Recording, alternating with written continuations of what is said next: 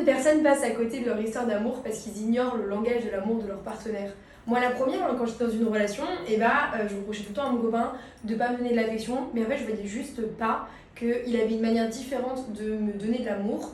Et je ne savais pas quel était mon langage de l'amour et je ne savais pas quel était son langage de l'amour. Ce qui fait que, en fait, moi j'avais besoin de beaucoup de contact physique et lui il m'en donnait jamais. Mais lui, son langage de l'amour, c'était les services rendus. Sauf que du coup, moi, toute la relation, je lui ai reproché de pas me donner de l'amour, je lui ai reproché de pas m'aimer, je lui ai reproché de pas être attentionnée, alors qu'en fait, juste, on n'avait pas le même langage de l'amour. Et combien de fois, et je suis sûre que ça vous est déjà arrivé, que vous reprochez à votre partenaire de pas vous aimer ou de pas assez vous prouver, alors qu'en réalité, c'est juste que vous ne voyez pas sa manière de vous aimer. Et parfois même, vous ne savez même pas la manière dont vous voulez être aimé. Il y a plusieurs langages de l'amour et ça se trouve vous êtes là en train de m'écouter et de vous dire mais attends mais je comprends pas c'est quoi les langages de l'amour, moi je pensais que c'était juste de l'attention ou juste des câlins etc. Alors qu'en fait il y a 5 manières différentes